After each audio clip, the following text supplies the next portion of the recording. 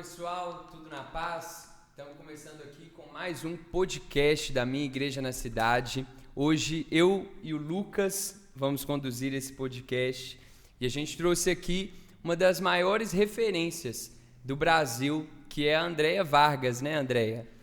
Obrigada. E é um prazer muito grande estar com você aqui na nossa mesa e estar compartilhando e conversando um pouco com você, né, Lucas? Isso aí, André, é um privilégio muito grande. A gente tentou algumas outras vezes, mas graças a Deus deu certo agora. E estamos aqui nessa semana e ter você aqui junto com a gente é um presente mesmo. Como o Arthur disse, eu creio que você hoje tem sido uma voz para essa geração e poder aprender com você tem sido um privilégio. Para quem está assistindo a gente, nós estamos aí num segundo dia de seminário a respeito desse tema e uma alegria muito grande poder te receber e agora conversar um pouquinho mais, né, de uma maneira mais informal. Muito bom. Obrigada, gente, pelo convite, tá? Estou super feliz de estar aqui com vocês também. Primeira vez aqui na igreja e isso me traz, assim, muita satisfação. Obrigada. E como tem sido para você esse período aqui? Minas você já conhecia, né? Eu lembro de você uma vez, a primeira vez que eu te ouvi, eu estava num seminário ainda da Igreja Lagoinha e te conheci nesse seminário. Então, okay. A Minas você já vem com frequência, né? Sim, tenho muitos amigos aqui, já falei em diversas igrejas, pela misericórdia de Deus. E eu acredito que Minas Gerais tem um traço cultural que é muito importante, no que diz respeito, acho que é a história da igreja aqui no Brasil. Esse calor humano, essa ideia do café com pão de queijo, esse acolhimento, essa hospitalidade, eu acho que isso aí aponta tanto para alguns atributos de Deus que serve, acho que, de exemplo para a cultura do Brasil como um todo. Então, eu acho que até por isso eu tenho vindo tantas vezes, porque eu acho que o povo daqui é irresistível, por isso. E você mora em qual cidade? Moro em Vitória, do Espírito Santo. Mais precisamente, eu moro em Vila Velha e trabalho em Vitória. Não sou natural do Espírito Santo, eu sou nascida em Campo Grande, Mato Grosso do Sul. Mas minha família, boa parte composta por gaúchos pioneiros, migrou do Rio Grande do Sul para o Mato Grosso do Sul e depois, não se dando por satisfeito, migrou para o norte do país e foi para Rondônia. Ixi. Então, eu morei um tempo também em Rondônia, por isso que eu tenho muito apreço pelo centro-oeste do Brasil e pelo norte do Brasil. E de Rondônia, então, foi quando eu comecei a fazer o caminho de volta para terminar ensino médio, fazer faculdade. E foi, então, em São Paulo que eu me converti, no 4º ano da faculdade. Então, com isso, a gente vê, né, que moro no Espírito Santo, mas não sou nascida lá. Sim. E fui para lá exclusivamente por causa da missão. Entendi, muito legal. Andréia, eu gosto sempre de começar o nosso podcast, né? E sempre a gente traz convidados para você compartilhar um pouco e falar um pouco sobre o seu trabalho, sobre quem você é, para aquelas pessoas que ainda não te conhecem, né? Que não têm nenhum contato com você, para você dar uma breve apresentação de você mesmo. Ok. Bom, eu, como disse, moro no Espírito Santo desde 2004. Por que eu fui morar no Espírito Santo? Porque, na época, eu era membro de uma igreja no interior de Rondônia. E aconteceu um episódio bastante curioso, porque algumas pessoas foram conhecer a nossa igreja num culto de domingo à noite, e elas chamaram muita atenção porque elas eram pessoas bastante conhecidas na cidade, eram 3 rapazes, inclusive lindíssimos. Eu até brinco que parece que foi um avivamento naquele culto, entendeu? As irmãs cresceram numa fé, numa empolgação. Olha, foi lindo de ver. E esses 3 caras mais gatos da cidade apareceram num culto de domingo à noite, foi aquele avivamento no Arraial. E o que aconteceu, para melhorar ainda, é que os 3 aceitaram Jesus como Senhor e Salvador. Os 3 eram pessoas que assumiam a prática da homossexualidade publicamente e foram muito impactados pela mensagem do Evangelho, se renderam ao apelo para se entregarem a Jesus e começaram, então, a compor aquela comunidade. Isso aí aconteceu, se eu não estiver enganada, por alguns anos, e foram recebidos como membros, foram discipulados, começaram a integrar o grupo dos jovens, e tudo muito assim, muito maravilhoso, sabe, o que estava acontecendo. Até que, numa determinada ocasião, eles começaram a sentir de novo emoções, sentimentos, desejos que eles achavam que com a conversão não sentiriam mais. Sim. Aí começaram a procurar de novo a liderança da igreja, querendo saber, pastor, o que está rolando? A gente não é nova criatura? Tudo não se fez novo? Sim. Então, eu não estou entendendo por que a gente está sentindo as mesmas coisas de antes. Não era para parar, porque a gente não queria sentir aquilo lá de novo. E o pastor orava, ensinava, lia a Bíblia, tal, falava alguma coisa, aí os meninos iam embora. Só que o que acontece? Essa história se repetiu por algumas vezes, até que chegou uma hora, ninguém mais sabia o que falar. Eram os meninos chorando de um lado e o pastor chorando do outro. Resumindo, os 3 desviaram da igreja. E aquilo ali trouxe uma profunda dor em todas as partes. Neles, porque genuinamente tentaram, e na igreja, que genuinamente os amou. Sim. Então, foi assim, uma experiência de luto terrível.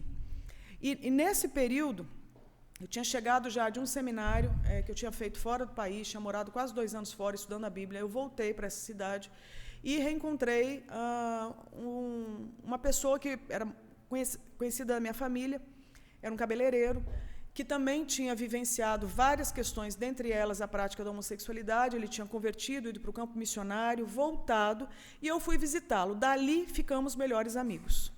Até que chegou um dia, ele chega para mim e fala assim, olha, todo mundo sabe nessa cidade que você é crente. A cidade é pequena. Ninguém vai entender o que você faz andando com um cara como eu.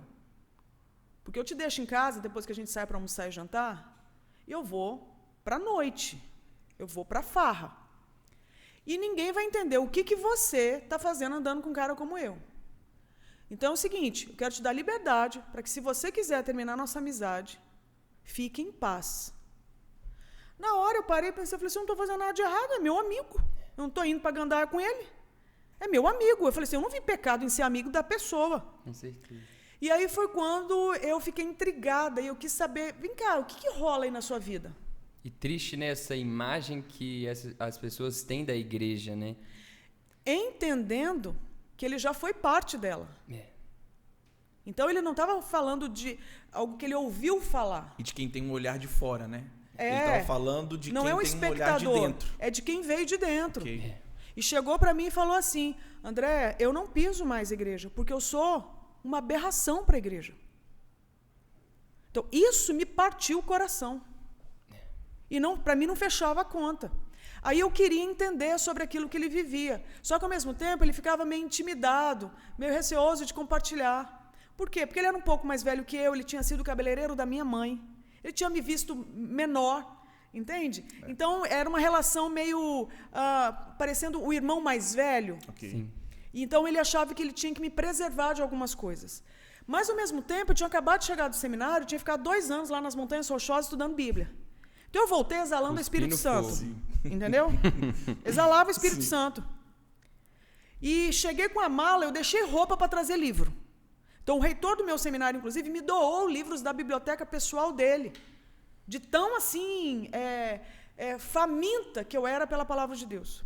Então, quando eu voltei assim, cara, aprendi muito. Que bênção, vou poder ser uma bênção nessa região. Até que chega essa situação e eu não sei nada a respeito. E aí eu entendi o seguinte, falei, cara, eu aprendi, né, estudei tanto e não aprendi nada. Porque uma questão visceral aqui na minha frente, real, concreta, legítima, e eu não sei o que fazer. E o negócio só foi agravando. E as dores dele, as crises dele, os dilemas, os questionamentos, aquilo lá foi me deixando muito aflita. E eu não sabia o que fazer. Aí foi quando ele desapareceu. E aí ele desapareceu por dias, isso aí me angustiou profundamente. Eu revirei tudo quanto era lugar que eu imaginava que ele pudesse estar e nada. Então eu só imaginava o pior. Ele vai aparecer boiando no rio, ele vai aparecer enforcado, ele vai aparecer, sei lá, entende? Envolvido com, sei lá, com uma prática criminosa, crime passional, coisa do tipo. Aí foi quando, depois de vários dias, ele atendeu uma ligação minha. E diz o seguinte, eu estou dentro de um ônibus, mudando de estado, e acabei de acordar de mais uma tentativa frustrada de suicídio. Nem para morrer eu presto.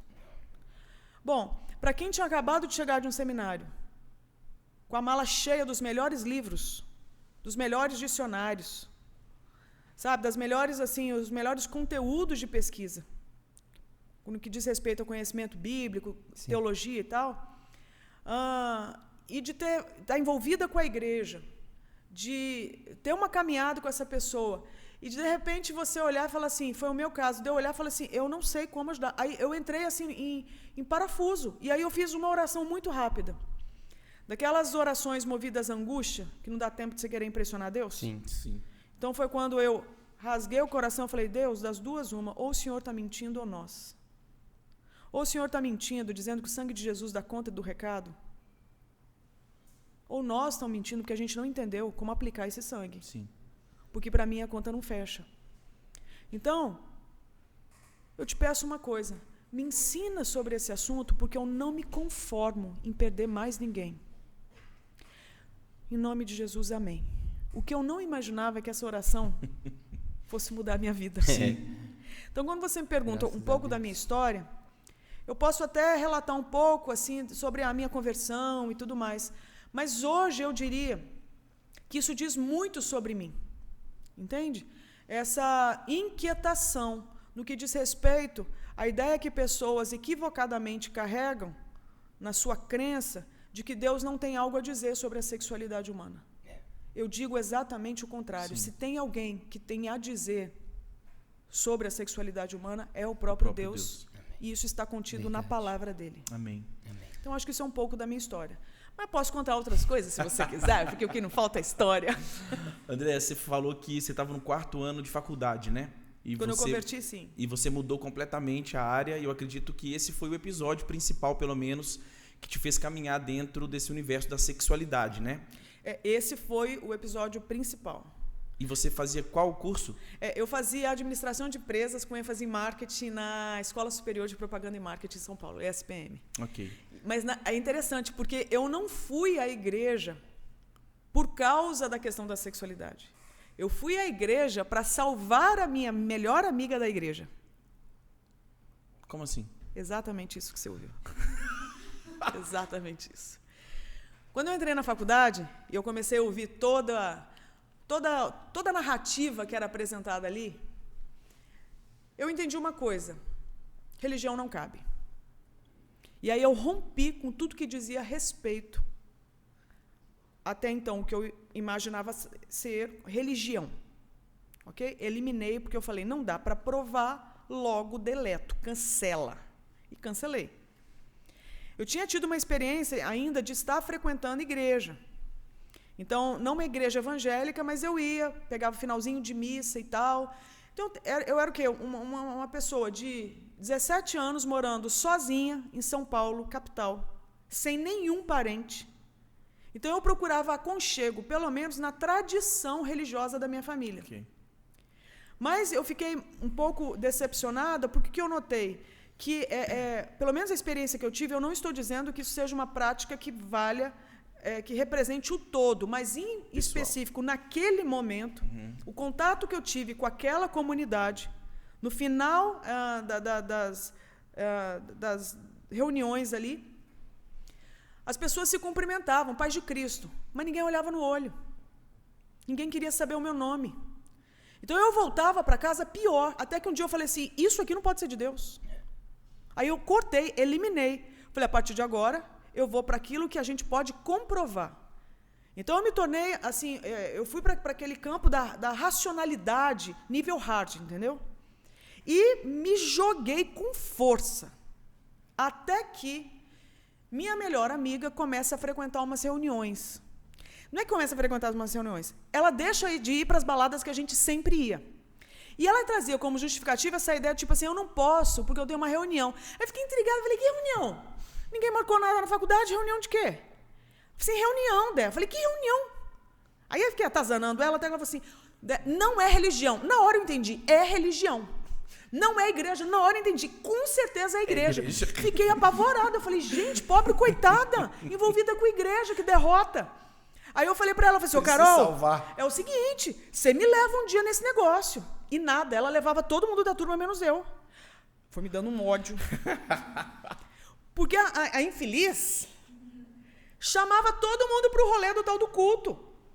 Só não chamava a mim. Chegava domingo, as bonitas tudo iam arrumadinha para a igreja. Tá entendendo? Eu não sabia endereço, eu não sabia de nada, não dava nem para eu ir atrás. Sacou? Então, eu fiquei de fora, me senti mal, porque ninguém tentou me evangelizar. Sim. Eu fiquei de cara, me ofereci. E nada, até que num domingo de manhã ela me liga. Eu lembro que eu estava dormindo e ela falou assim: Dé, vamos para a igreja? Vai ter culto agora. Eu falei, igreja? Essa hora? Culto? Isso é hora de ir para a igreja? Aí ela falou, você que falou que queria ir. Ainda coloca a culpa em mim. Você que disse, não estou te convidando, né? Nessa hora eu fui tomada por um temor, porque parece que eu vi de novo o meu pai falando assim para mim, a mesma coisa que ele falava quando a gente era criança. Amigo de verdade é aquele que está do lado nas horas boas e ruins. Na hora eu entendi. A Carol precisa de ajuda. Vou salvá-la. Eu olhei, eu lembro perfeitamente, eu abri a janela, o quarto estava todo escuro, eu abri cortina, abri janela, olhei, eu morava acho que no 11º andar do prédio, olhei para o horizonte ali de São Paulo, para o alto, e fiz uma prece ao Deus que eu não cria. E disse o seguinte, Deus, se você existe, me dá sabedoria para eu ver os prós e os contras, abri uma planilha no Excel, para eu ver os prós e os contras desse lugar e salvar a Carol. Fui com essa missão. E fui para salvar a Carol. Cheguei lá, vi uma galera sentada em cadeira de plástico branca. Já me chocou, porque eu imaginava banco de madeira sóbrio. Olhei procurando um Cristo seminu sangrando. Não tinha. Aliás, tinha uma galera com as musiquinhas alegres, sabe? Um pandeirinho, eu lembro perfeitamente, tinha um pandeirinho. Isso era em que ano que você falou? Foi em... Que ano que é isso, meu Deus? Não lembro, 90, alguma coisa. Entendi. Eu tenho 49, tinha 21, faz a conta aí, nem lembro. Há muito tempo. Foi outra era. E aí o que rolou foi que... fiquei intrigada com aquele monte de gente nova. Eu olhei e falei, gente, que pessoal lesado, né? Domingo de manhã... Não é só a Carol que eu Nessa tenho que salvar alegria. aqui, não. Não, é muita gente. Você tem ideia? Quando eu comecei a ver, era o pessoal assim, era o pessoal da USP, era o pessoal da GV, era o pessoal da FAAP, era o pessoal do Mackenzie, tinha uma galera de um monte de faculdade, PUC, um pessoal tudo lá. E eu falei assim, a que ponto chegou a juventude brasileira? A religião é o ópio do povo, ninguém sabe disso, não? Aí eu fiquei mal. Eu falei, não, eu tenho que ficar atenta em tudo, porque eu tenho que salvar essa menina. E fora essa galera aqui, mas pelo menos a Carol eu tenho que salvar dessa presepada aqui. E aí essas músicas rolando, e eu li o que estava sendo projetado lá no telão. E eu fiquei impressionada, porque à medida que eu lia, eu achava legal, entendeu? E parecia que o negócio era vivo. Eu nunca tinha visto isso. Pô, eu tinha ido em outros shows em São Paulo, mas eu nunca tinha visto uma música viva. Ok. Era vivo e parecia que estava falando comigo, parecia que contava a minha história. Eu fiquei de cara, eu falei, credo, que lugar estranho. Aí eu cruzei o braço, fiz uma cara assim de endemoniada e falei, eu não vou bater palma nem nada, porque vão achar que eu tô gostando. Mexer com esse pandeiro jamais. Nunca. Não vou bater palma nem nada, porque vai que eu engreno nessa história, né? Aí, resultado, a história foi rolando lá de música em música em música, até que chamaram um cara para falar à frente. Quando falaram que o nome dele era Pastor, me deu calafrio.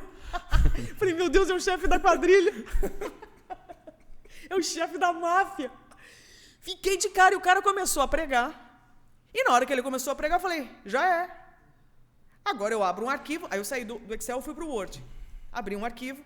Nessa época eu trabalhava como assistente de pesquisa de um professor na faculdade. Então eu procurava erro de lógica nos textos dele. Ok. Então para mim eu falei assim, agora eu estou no meu território. Ele vai desandar a falar. Ele vai ter que citar alguma base. Agora eu boto ele. Era o que eu precisava. Era o que eu precisava. E o cara começa a citar justamente o único livro que eu tinha tentado ler, e não tinha conseguido entender. A tal da Bíblia. Eu tinha uma lá do lado, toda marcada de batom, que eu dava um beijo na página como se fosse um mantra. Mas não acreditava em nada.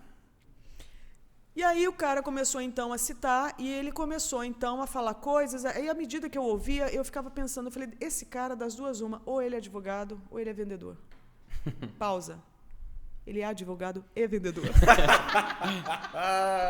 Só para constar. Fecha parênteses. E ele começou a pregar, ele estava versículo, e o que ele citava e pregava, eu refutava aqui, na minha mente. Só que quando eu refutava aqui, ele respondia lá. Eita. Falei, não, coincidência. Só que foi o sermão inteiro. Todo ele. Eu falei, alguém tá me dedando pra esse cara. Carol? Alguém tá me dedando pra esse cara? Eu olhei pra trás. Falei, deve ter alguém. Falei, colocaram uma escuta em mim. Eu falei, mas onde? No meu cérebro, só se for. Eu falei, não é possível, gente. Alguém tá me dedando pra esse homem. Alguém tá lendo o meu pensamento e tá contando pra ele tudo o que eu tô pensando. Eu fiquei apavorada. Resultado, acabou o tal do culto. Saiu todo mundo para trocar ideia, para ter uma tal de comunhão, que eu não sabia nem que existia. Era uma história de um perguntar como que o outro estava, que já me deu um ódio. Falei, ninguém se importa com ninguém, por que esse pessoal está nesse teatro? E fiquei sentada lá, passada, humilhada, porque eu não era uma pessoa que não, assim, que tinha uma facilidade de reconhecer, eu não tenho opinião sobre isso. Eu fui com uma missão, eu tinha uma planilha para preencher, prós e contras, e sair dali com o balanço e dizer, querida, vaza disso aí, por isso, por isso, por isso. Sim. E não rolou nada, fiquei frustradíssima. E fiquei lá quieta, humilhada. Humilhada. Até chegou uma pessoa atrás de mim e falou assim no meu ouvido, Andréia, aí eu entendi, a pessoa agachou e cochichou no meu ouvido. Manso, tranquilo, íntimo, chamou pelo meu nome. Falei, me conhece? Falei, oi. E fiquei assim, ó, super íntima. Oi.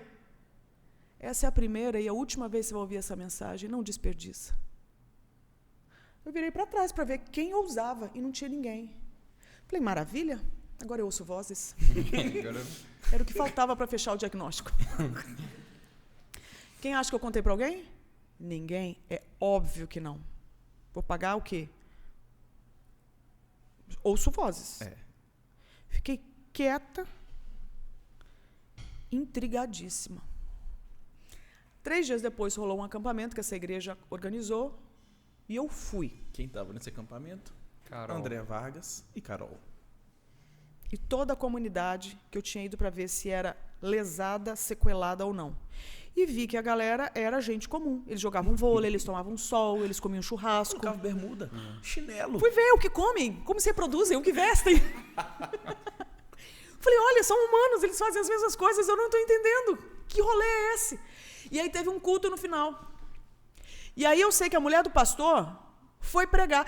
Primeiro, rolou mais música, mais pandeiro, mais palminha.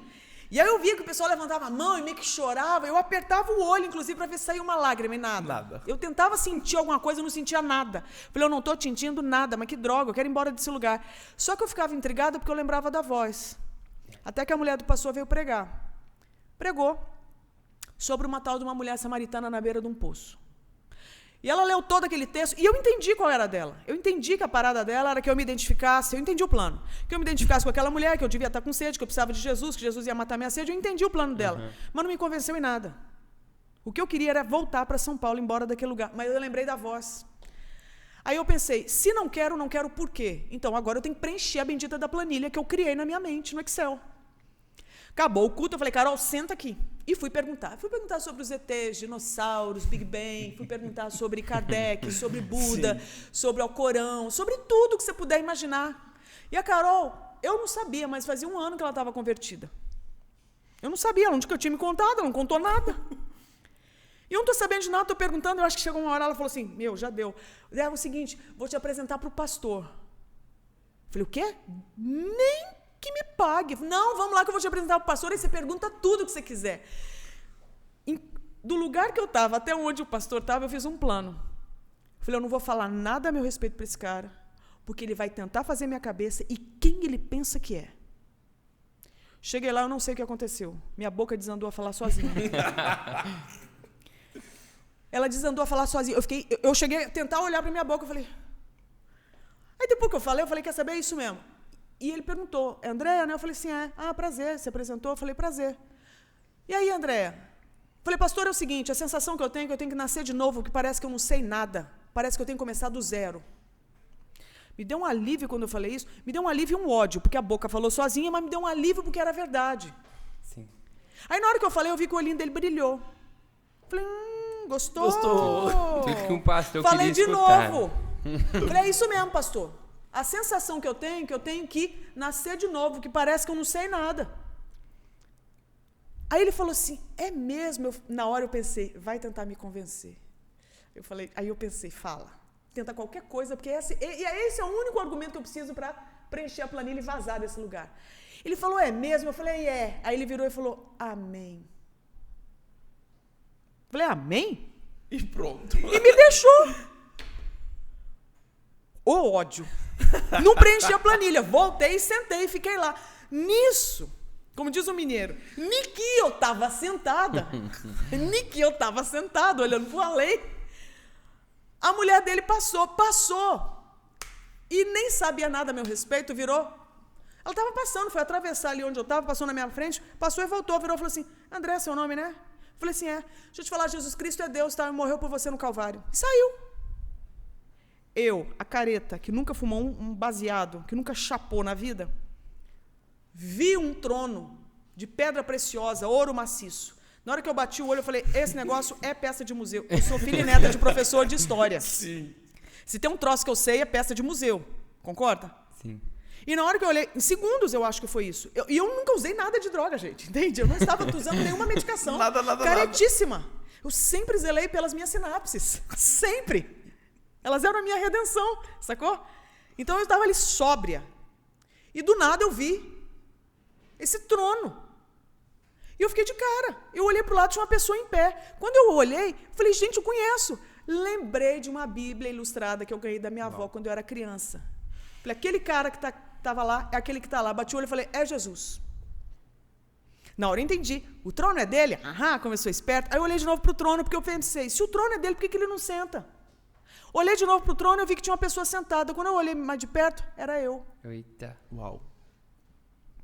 Eu nunca na minha vida acho que senti tanta vergonha de ser quem eu era. Meu Deus.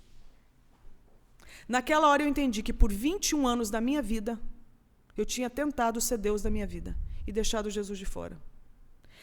A sensação é que eu tive que o meu coração se dobrou diante do único que é digno.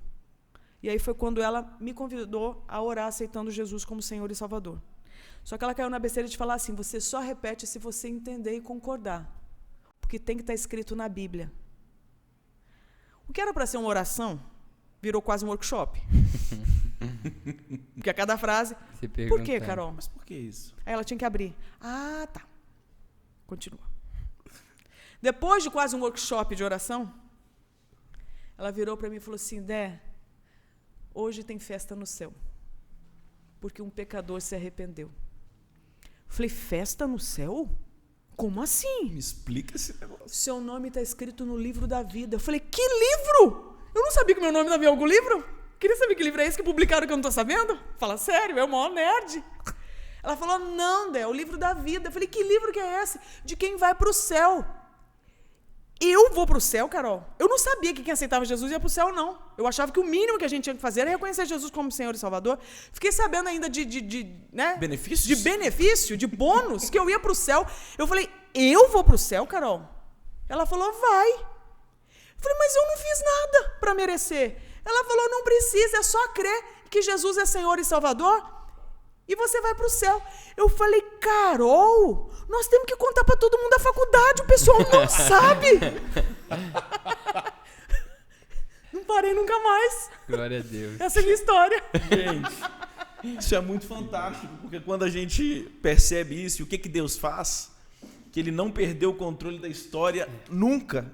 Ele continua dono da situação, dono da história e cumpridor daquilo que Ele mesmo se propõe a desempenhar nas nossas vidas, né? Olha o que aconteceu, né?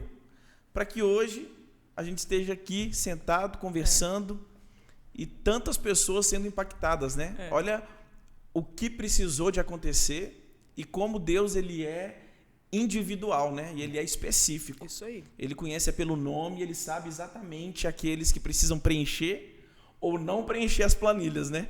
E colocam pessoas que vão cooperar com isso, para que isso aconteça, né? Você sabe que é por isso que eu tenho, acho que misericórdia de ateu, diagnóstico, sabe? E eu noto às vezes que a gente tem medo de pessoas que estão nessa. Então eu vim disso. Então eu não tenho também problema nenhum em acolher dúvidas de pessoas, questionamentos. Eu não tenho também dificuldade em reconhecer que a fé, ela não ela não está em conflito com a razão. Sim. Muito pelo contrário. A razão é para a glória de Deus. Foi feita por um Deus que pensa. Por isso pensamos, porque fomos feitos à imagem dele. Então, eu acho que é bom a gente pontuar isso, porque se você pegar os dados do IBGE, até onde eu sei, acompanhando o último censo que a gente teve, se você comparar a quantidade de ateus de um censo para outro, é uma população que dobra. E, às vezes, a gente acha, equivocadamente, que o ateu é aquele que não tem fé, que o ateu é aquele que não crê, e não é isso. A gente, às vezes, chega a essa conclusão porque a gente já está com uma antropologia contaminada, não sendo bíblica. A nossa cosmovisão já está contaminada, já não é bíblica. Por isso a gente acha que uma pessoa pode, por exemplo, não ter fé. Não, os 7 bilhões de humanos têm fé. Os 7 bilhões de humanos são religiosos. Os 7 bilhões de humanos prestam culto. Okay. Os 7 bilhões de humanos adoram. A pergunta é, a quem? Então, todo ateu crê, todo ateu adora. Todo ateu é litúrgico, ele é religioso. A pergunta é, ele presta culto a qual Deus? Okay. Então, a gente não tem que tentar convencer as pessoas a crerem. A gente tem que apresentar o único que é digno de receber a adoração. E esse é o Senhor Jesus Cristo. É incrível isso. Eu acredito assim também, né? Às vezes as pessoas, quando elas falam sobre fé, elas acham que pode ser algo irracional, né? Então, a nossa fé, ela é coerente, né? Tudo, até mesmo a existência do mundo e tudo aquilo que a gente prega é racional também. Eu creio muito assim. Embora inclusive, a gente fé, certeza das coisas que se esperam, convicção de fatos que não se veem. Então, ela não está em guerra com a razão. Muito pelo contrário. A fé vem pelo ouvir, e ouvir a palavra de Deus. Então, eu tenho que ouvir, eu tenho que entender, eu tenho que processar, eu tenho que compreender, eu tenho que imaginar, eu tenho que decidir. Então, utiliza todas as dimensões do ser humano. E eu achei muito legal o que você falou hoje. Você falou também um pouco disso no seminário, né? E você até falou que se viu sentada no trono, né? Isso. E comandando a sua vida. Então, muito aquilo que a gente tem que pregar é a quem nós estamos adorando, né? Isso. A gente costuma dizer muito isso, né? Que o comportamento, ele é sempre fruto de uma mentalidade. Então, se a gente tem uma mentalidade errada, a gente produz um comportamento errado. Então, ontem... O que você chama de mentalidade? É um pensamento, né? Então, eu até incluiria um pontinho a mais, posso? Pode, claro. Que a mentalidade, inclusive, ela já é reflexo de crenças. Sim. Então, eu falo isso por quê? Porque o pensamento, a gente está pensando numa questão cognitiva. Essa é uma dimensão da vida. Mas o ser humano não é só o que pensa. Inclusive, o ser humano pensa, e o que ele pensa já é uma declaração de quem ele adora. O pensamento já é uma declaração teológica. O Alan Porto fala muito isso. Então, primeiro adoramos, e a partir daí expressamos adoração através de pensamentos, sentimentos, emoções, desejos e ações. E às vezes os pastores, os líderes, eles confundem muito isso, né? Porque às vezes as pessoas, elas querem tratar o comportamento, né? Olha, não pode fazer isso. Então ela quer tratar um comportamento, mas o comportamento, para a gente tratar o comportamento, a gente precisa tratar a mentalidade. Se a gente tratar a crença, o comportamento ele vai ser alterado, né? E ontem você falou... Deveria, pelo menos. E ontem você falou a respeito disso, né? Você até comparou a pornografia, por exemplo, como uma adoração, né? Isso. Como um Deus e um culto. E ligou isso. Eu achei isso muito interessante, né? E, na verdade, a gente às vezes elege a pornografia, né? Mas, na verdade, é o resultado dela. Ninguém vai ver por ver, vai ver porque cita. E a indústria descobriu isso. Então, na verdade, as pessoas elas estão idolatrando a sensação, é o prazer. E a pornografia é uma das possibilidades, é um dos veículos. Tem gente que não vê pornografia, mas tem gente que come demais. Sim. Entende? Tem gente que não vê pornografia, tem gente que não come demais e tem gente que joga demais. Então, na verdade, a nossa questão é com aquilo que nos dá prazer. E esse é o problema. O ser humano, ele foi... Se você parar para pensar, Deus, então, coloca a humanidade num jardim. Aliás, numa região chamada Éden. E nessa região chamada Éden tem um jardim. Éden significa lugar de delícias. Então, se tem alguma coisa que tem a ver com o ser humano, é a relação com o prazer. Só que, veja bem, é Deus que traz o ser humano para entrar em contato com o prazer. O problema da queda é que a gente começou a exercer autonomia no contato com o prazer. Então, Deus não tem problema com o prazer. Foi Ele que criou. Amém. E Ele quer que a gente entre em contato. Inclusive, Deus é prazeroso. Sim. Amém. Se você observar a relação da Trindade, Pai, Filho e Espírito, aquilo lá é um gozo eterno. Aquilo lá é deleite.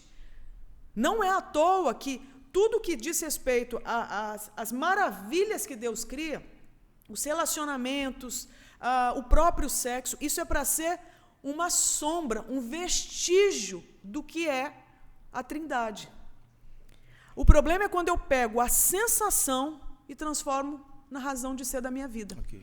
E muitas vezes a pornografia é o veículo. Então o problema não é lutar contra a pornografia. O problema é não amar a Deus. Okay. Acima de todas as outras coisas que me dão sensações deliciosas. E aí não vale só para pornografia. Vale inclusive para coisas boas que você faz. Legítimas. Eu estava pensando, e eu acredito que aquele objetivo principal, ou aquela situação principal que culminou no seu estudo de sexualidade com os 3 irmãos que chegaram para a comunidade, lembra?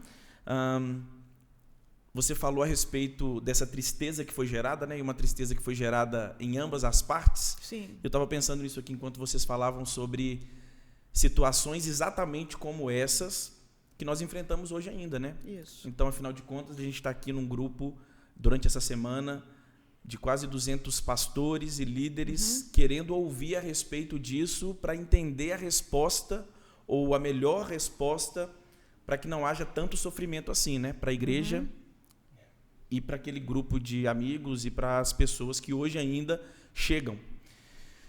Você chegou a uma conclusão com relação a isso? Legal você ter falado de pessoas que chegam.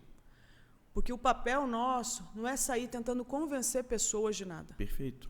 Não, isso é papel do Espírito Santo. O meu papel é levar uma boa notícia. Amém, com certeza. A boa notícia é a chance de redenção em Cristo Jesus. Amém. A boa notícia é saber que uma pessoa que tinha um vazio existencial e que tentava colocar todo tipo de coisa, foi preenchida, não através de suas obras, seu desempenho, sua performance, seu patrimônio, mas foi preenchido numa pessoa chamada Jesus Cristo. Amém. Que saciou a minha sede, a minha fome existencial e trouxe um sentido para a minha vida. Essa é uma boa notícia que eu preciso contar para os outros humanos. Amém. Agora, uma vez entrando em contato com isso, com esse conjunto, o caminho, a verdade e a vida, que é o próprio Cristo, a gente chega ao Pai. A gente agora começa a ser restaurado em todas as falsas crenças que a gente der conta nesse tempo, nesse mundo, até que um dia a gente o encontre definitivamente. Então eu vejo que o papel nosso não é tentar convencer pessoas a respeito de mudança de comportamento sexual, de mudança de orientação sexual. Eu não me presto a isso, porque isso para mim é periférico. O que eu preciso é anunciar uma boa notícia de que há redenção para aquele que está lascado, entende? Separado de Deus, e ele encontrar um caminho aberto para ele fazer as pazes com o Criador. E esse caminho não é uma religião, é uma pessoa chamada Jesus. Amém. Alguém tem que contar. Amém. Agora, uma vez contando isso, que eu vejo que daí Deus inclinou meu coração, é dizer que isso se aplica a todo ser humano, inclusive aqueles que têm altas questões no campo da sexualidade. Então eu não me conformo com, por exemplo, uma hierarquização de pecados, onde a gente tolera a corrupção e não tolera determinadas práticas no campo da sexualidade por causa de uma justificativa hipócrita, entende? Então, são 2 pesos e 2 medidas. Isso eu acho inconcebível, eu acho uma abominação diante de Deus. Então, na verdade, o que eu acredito é que nós somos portadores de boas notícias. Há esperança, e uma vez você se achegando a esse que é caminho, verdade e vida, você nunca mais vai ser o mesmo. Okay. Aí tem coisas que não vão mais fazer sentido para a sua vida. Aí você vai querer saber cada vez mais qual é o jeito que Ele quer que você viva. Porque você entende que Ele é bom, que Ele é justo, que Ele é perfeito, que Ele é santo. E que Ele merece, sabe, toda reverência da nossa parte. E a transformação, então, inevitavelmente, ela vai acontecer a partir desse encontro... De dentro para fora. De dentro para fora, em um processo. Isso. Em uma caminhada. E como indivíduos ou como comunidade local, é abraçar, apresentar esse caminho, e a mudança da mentalidade, ela surge a partir do ensino. Do ensino da palavra de Deus. É aí que o negócio tem que ser frisado. O ensino da palavra de Deus. Para assuntos específicos, para temas específicos. Para tudo que diz respeito ao sentido da vida. Para tudo que diz respeito às grandes questões fundamentais a respeito da existência.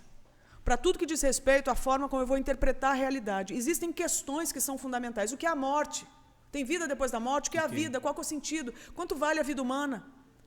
O que é o amor? Existem coisas que são fundamentais para a vida. Essas respostas estão na palavra de Deus. E o conjunto dessas respostas se chama cosmovisão bíblica. Ok. Por isso, talvez, o tema tão importante para a gente estar tratando crucial. Nesses 2 dias, Com né? certeza. E para construir tudo crucial. Aquilo que vai ser construído.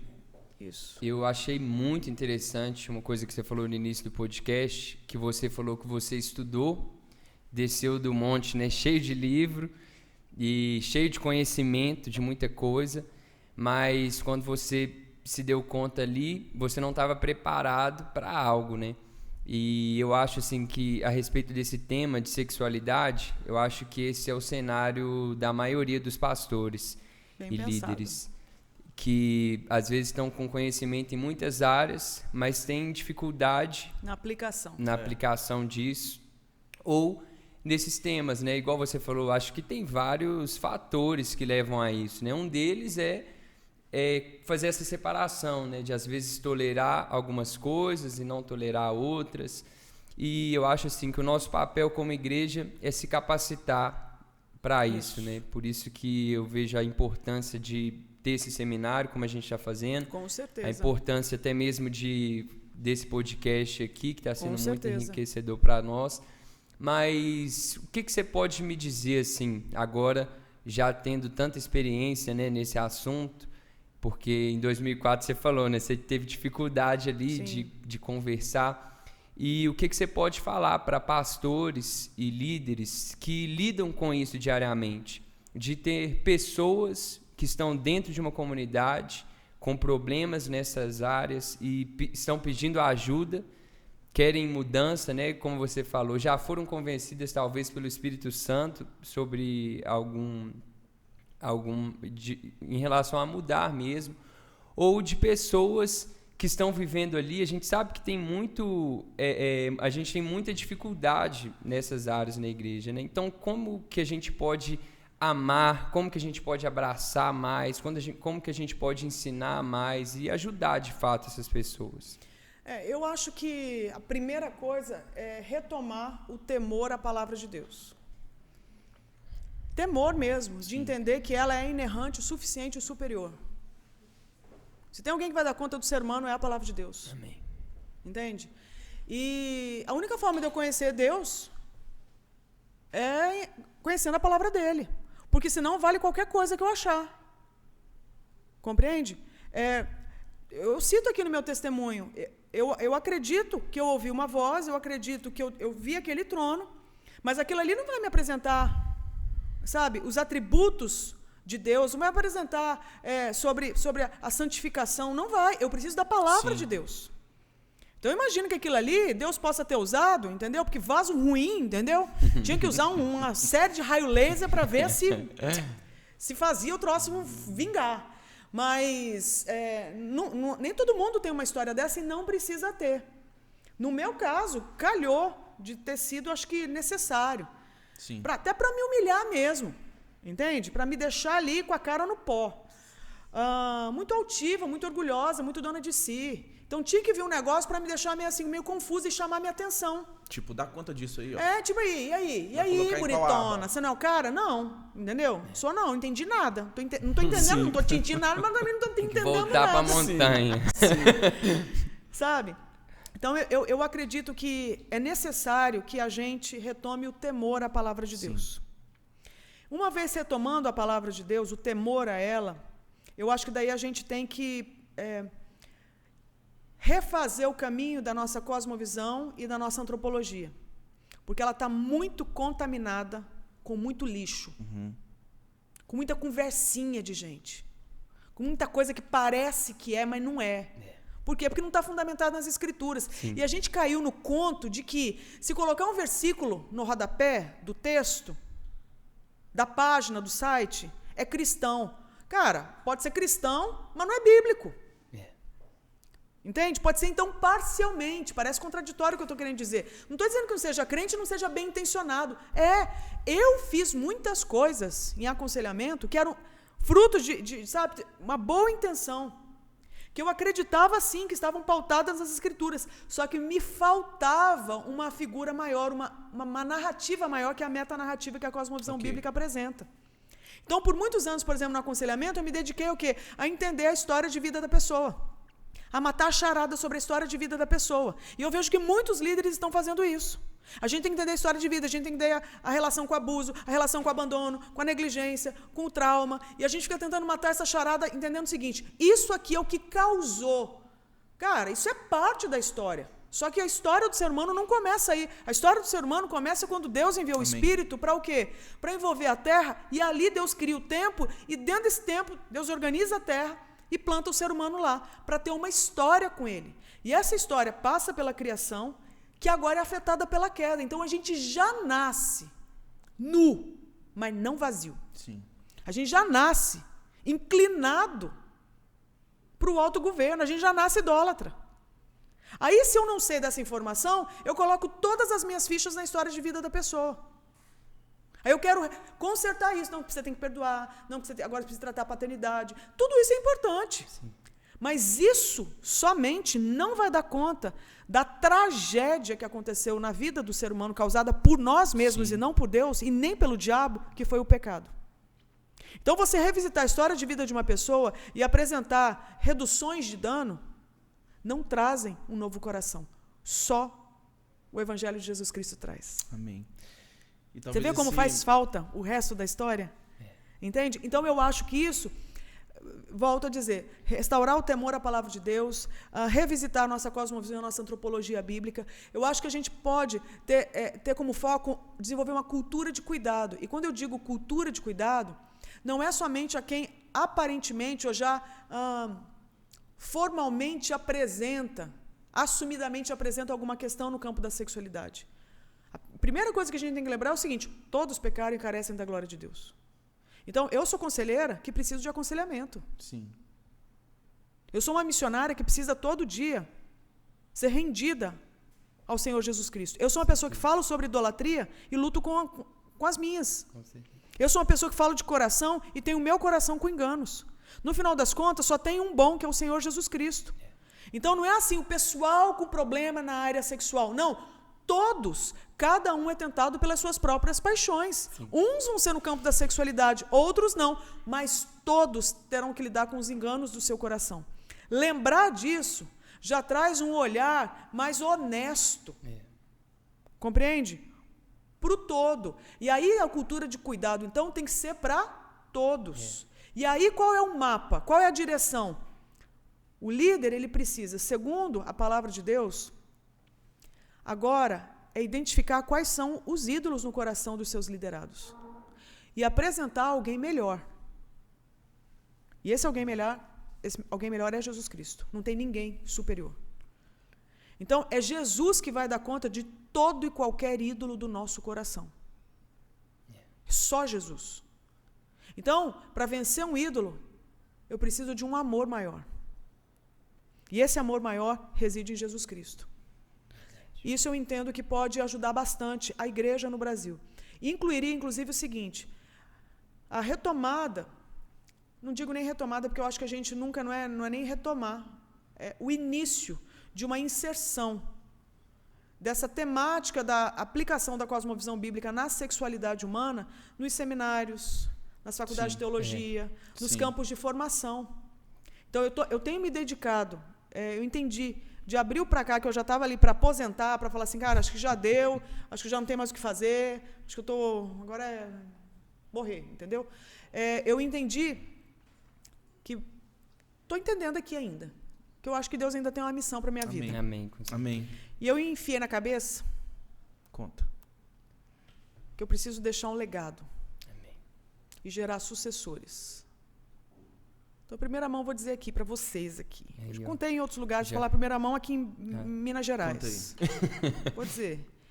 Estou trabalhando para a gente desenvolver uma articulação de ajuda à Igreja Evangélica Brasileira para aplicar a cosmovisão bíblica na sexualidade humana. Uau. Aí a gente vai ter 4 eixos de atuação. Geração de conteúdo, formação de equipe, missional, que está no sangue. Eu não acredito em teologia boa que não exploda no campo missionário. Não acredito. Para mim é conversinha fiada. E o 4º campo, chamado trampolim, que é a captação de recursos. Porque, afinal de contas, nós é pobre. Nós vamos precisar dos irmãos que tem um cascalho aí para pagar a conta. Manda o Pix. Quais são os 4? Conteúdo, equipe, missional e o trampolim, que é a captação. Muito bom, eu acredito que... O que vocês acham? Vai passar muito... Parece que o pessoal está curtindo. Né? O ponto aqui diz que parece que Produção, rola. produção. Aqui, ó. Produção tá de acordo? Parece que tá. Aí todo mundo, ó, só para replicar. Esse é o projeto Avalanche, não? Agora eu vou dizer a primeira vez o nome. Esse é o projeto Magnólia. Magnólia. Esse é o projeto Magnólia. Maravilha. A produção vibra mais uma vez. Aí é usar a estante da Andréa, Uau. que é uma empresa, um pequeno negócio que eu tenho, que tem como objetivo curadoria de livro e editora. Então, eu pretendo publicar, bora aí para dar certo, publicar a minha dissertação de mestrado que eu terminei esse ano, pela estante, que é exatamente o conteúdo que a gente deve utilizar aí como base. Ok. Entende? Então, usar a estante e usar a hospedaria de negócios, que é um prédio que eu alugo, onde até a pandemia era o hostel do Gerê, que, por sua vez, no passado, tinha sido um motel. Aí o motel converteu, né? Virou um hostel do Gerê. Aí sim, por causa do Avalanche. Sim. Gerê, por causa do profeta Jeremias, que eu sempre quis homenagear, que Jeremias 51, de 11 a 14, é a palavra que sustenta a base Avalanche, a missão Avalanche. Então, eu sempre quis fazer uma graça com o profeta Jeremias. Aí eu homenageei o profeta Jeremias de uma forma muito íntima, chamando o hostel de hostel do Gerê. E era muito legal, porque tinha um hóspede que chegava e falava assim, o seu Gerê está aí? Eu falava assim, não, ele está na casa do pai dele. A gente que toma conta. Não menti. E mantive todos os espelhos, inclusive, lá do hostel, do antigo motel. Então, você vai hoje lá na hospedaria de negócio, com a pandemia eu fechei o hostel, porque daí não comportava mais. Sim. E resolvi adaptar aquele espaço para projetos legais rolarem. Então, a estante da Andréa está lá dentro. O estúdio onde eu gravo está lá dentro, que agora nem vai ser mais o meu estúdio. É de um pessoal do Avalanche, que é envolvido com cinema e tal, com vídeo, produção de conteúdo. Então, eles estão começando o negócio deles lá dentro. O ninho do projeto Avalanche trabalha com refugiados. Na hospedaria. Reúne lá na hospedaria. Entende? E assim, outros projetos. Então, a partir dali, o que acontece? A gente tem uma estrutura física para fazer as coisas acontecerem. Sim. Então, por exemplo, o Avalanche é uma agência de missões que capacita cristãos para enfrentamento de problemáticas urbanas. Isso que eu ia te propor, porque como existem pessoas que estão nos assistindo aqui, a gente falou de Avalanche, falou de estante da Andréa, falou de hospedaria, Magnólia. Então, o que eu acho que a gente podia fazer? Se você puder explicar para a galera se situar. Avalanche, hospedaria, estante. Tá. Em 2004, eu vim para ajudar na implantação da Missão Avalanche. Primeira agência missionária, primeira agência de missões urbanas do Brasil. Foco: ganhar tribos urbanas para Jesus Cristo. Tá certo? 2004, eu vim como obreira enviada pela minha igreja, na época lá uma igreja no interior de Rondônia, e vim para compor a primeira equipe de obreiros. Então, a Avalanche existe há quase 20 anos, ok? E desenvolve várias áreas de atuação. Tem vários eixos de atuação. Um deles é treinamento, mas existem outros. Evangelismo, intervenção urbana, tem vários outros, ok? Nesse período de realização de escola, especialmente a de sexualidade, porque lá dentro, então dos treinamentos é de sexualidade, de aconselhamento de sexualidade, que é o que eu coordeno. Então, casa cheia, a gente precisando de espaço para hospedar mais gente, para ter treinamento. Um cara de São Paulo, que é consultor, chegou lá e falou assim, pô, vocês têm total perfil de hostel, sabia?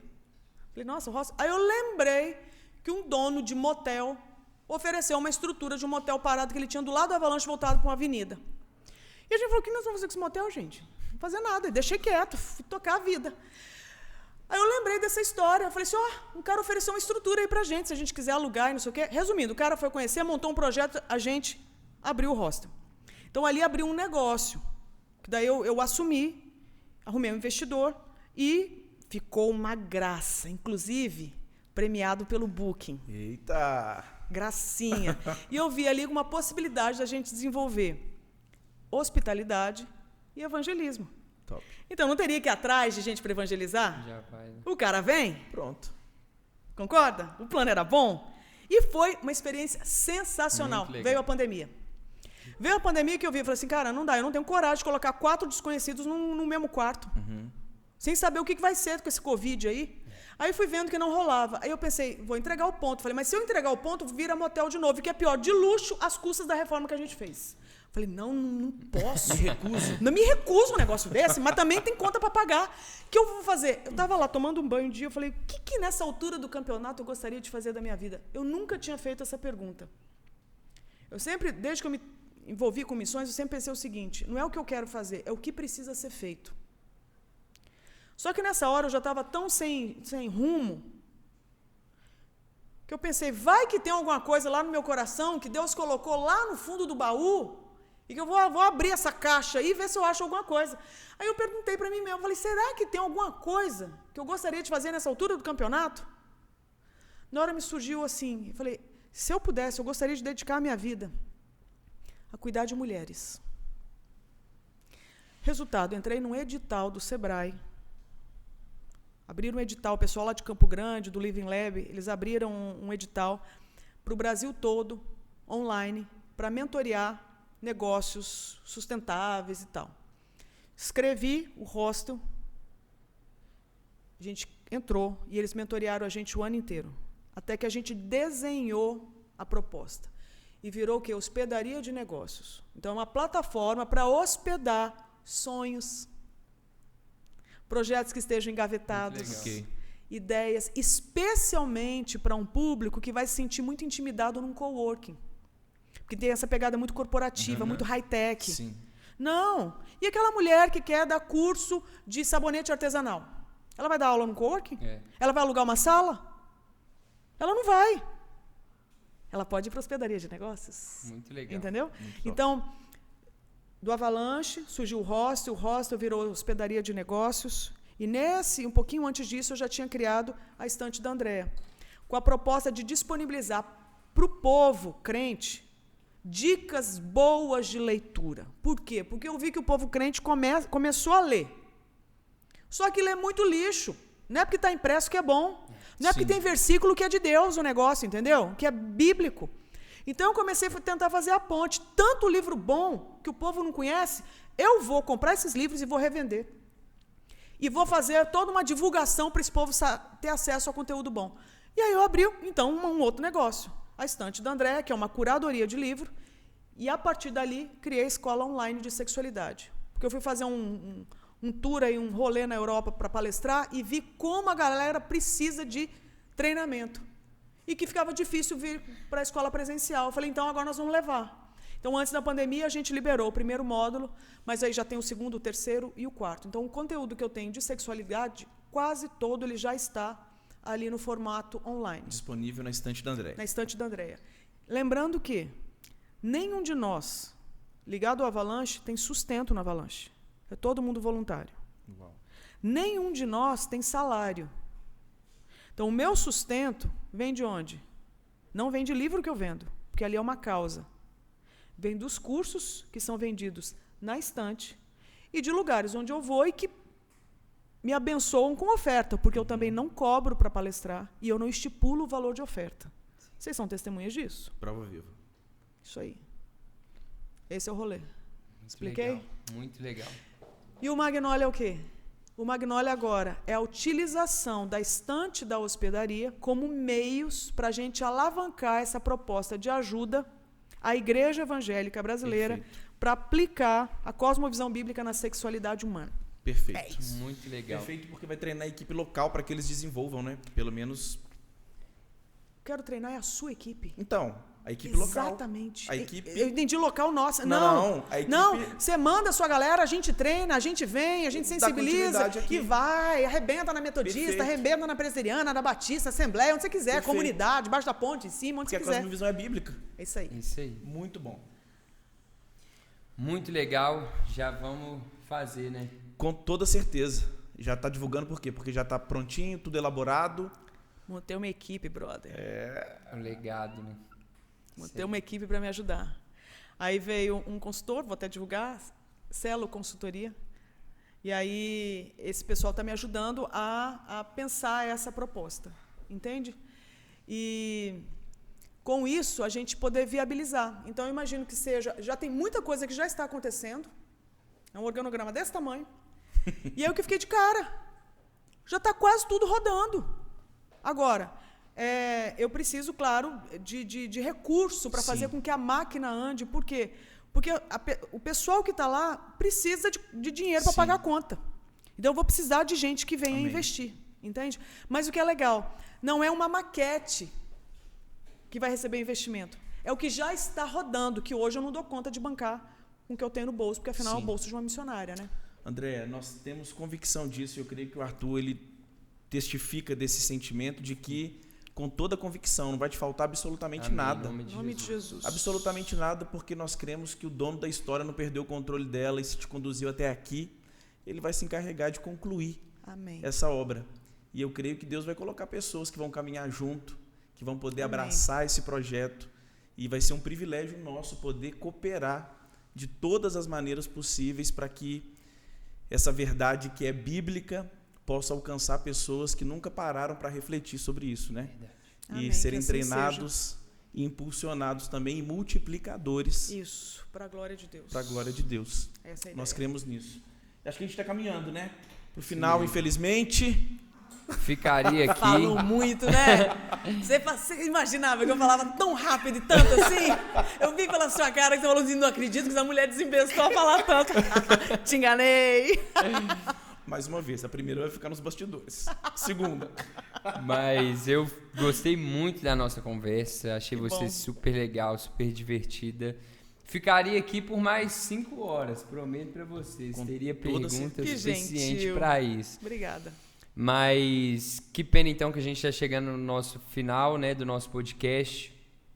Mas você pode acompanhar a Andreia, né, nas redes sociais. Isso. Fala um pouco aí da sua rede social, é Andreia Vargas Insta, não é isso mesmo? Andreia Vargas Insta, a partir dali eu tenho tentado disponibilizar a minha agenda, até para as pessoas poderem estar mais presentes. Né? Que é o flyerzinho, né? Tenho tentado... essa aqui é a agenda do Avalanche. Okay. Sim. Essa aqui é a agenda do Avalanche, que está no site, inclusive. Agora, eu tenho tentado disponibilizar a minha, para que as pessoas que curtem o assunto da sexualidade, que queiram saber mais, também possam acompanhar. Sim. E aí tem a Estante da Andréia e a Hospedaria de Negócios. Amém. Isso aí, né, Lucas? Quando o Magnólia estiver tudo funcionando plenamente, provavelmente você vai divulgar também nas redes sociais para que mais pessoas Acredito que sim. tenham acesso e possam embarcar nessa junto, né? Essa é a ideia. Se quiser voltar também, quando puder anunciar a respeito, volte que a gente vai te receber com todo prazer do mundo. Que gentil.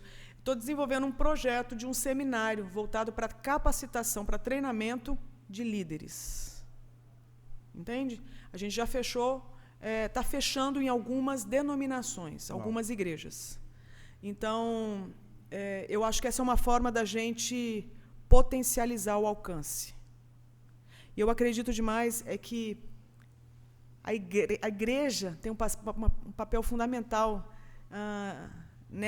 nesse rolê todo. Não dá para fazer nada se não for pela igreja. Sim. E por isso que eu acho que ela merece todo cuidado. Amém. Glorifica a Deus. É muito lindo perceber isso, né? O cuidado que você tem com a igreja, entendendo que ela é de Cristo. Isso, e que ela é uma bênção. Isso. E ela que é a única meio pelo qual a sociedade pode ser plenamente transformada e restaurada, né? Aquela que conhece a boa notícia. Ela que conhece a boa nova. Isso aí. A gente recebeu o Ministério da Reconciliação, né? A gente De tá aqui todas as coisas, inclui a sexualidade. Exatamente. E muito interessante, então. Muito bom conversar com você, Andréia. Eu indico, de fato, todo mundo que está assistindo esse podcast a seguir a Andréia, para que a gente possa entender um pouco mais essa cosmovisão cristã, bíblica, que ela fala. Acho que a igreja brasileira, ela precisa ouvir isso que você tem a dizer, porque, como eu falei, né, eu acho que a maioria dos pastores e líderes não estão preparados quando falam desse assunto, né? Quando a gente toca nisso. Mas foi muito bom ter você aqui. Obrigada, gente. Que tenham próximas vezes também. Vai ser um você prazer. que está aí nos acompanhando nesse podcast, está aqui ao final, mas você pode se inscrever no nosso canal, você que ainda não é inscrito, ativar aí o sininho, né? Isso aí, para não perder nunca, nada. sempre quis falar isso. Pegou minha oportunidade, tá vendo? Mas sério, isso, gente. Valeu, gente. Mas é isso, até a próxima. Muito obrigado.